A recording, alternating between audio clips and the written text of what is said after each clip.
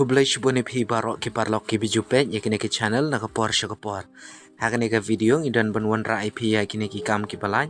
Hapo jong ka Meghalaya State Rural Livelihood Society District Mission Management Unit West Khasi Hill District. Tikino ki bakwa ban apply na kabenta kene ka post ngagarpat IP ban page yakine ka video na du basdang hadu bandukon kenang bapintem ka eka kertang jong ko post ka balai ki kerdan pule ki badan kam bat kam tam hakabai dei bat kumno kam ban apply ka Meghalaya State Rural Livelihood Society District Mission Management Unit West Khasi Hill District ka khot application na kabenta ki qualified but ki interested candidate ki badan ya kini ki qualification harum ban pendap ya kene ka post integrated farming cluster IFC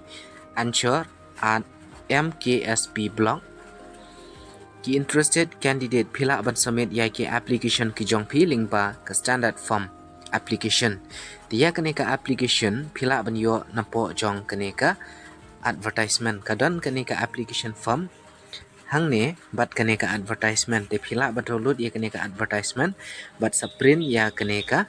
standard form lane phila ru ban yo napo jong ki cyber hakabai dei bat kene ka standard form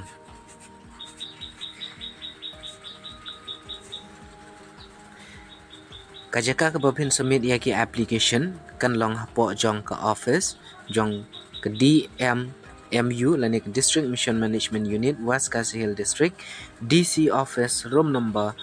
301A ki candidate ashwa babhin applies ngobha ban page ikini ki kerdan pule ki bomdon ikini ki kerdan pule phinomla ban apply ya kini ki post tekum juru kane ka post kadai ka temporary lane ka contractual in nature Kerteng jong ko post kedai integrated farming cluster IFC Anchor number of post dan tangkoi ke blok kan long hapo Motion Road MKSP blok salary kedai ar penru hajar ar spa sanpau hak shibnai plus TADA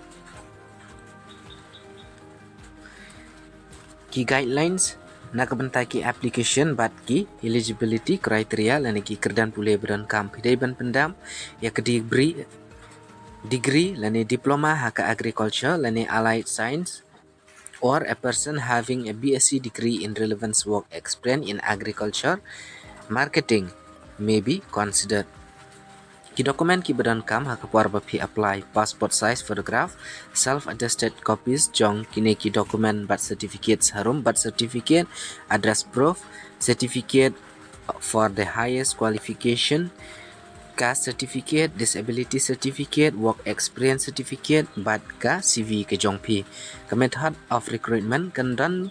kaneka multi-modal selection process kan kentop ya ke preliminary exam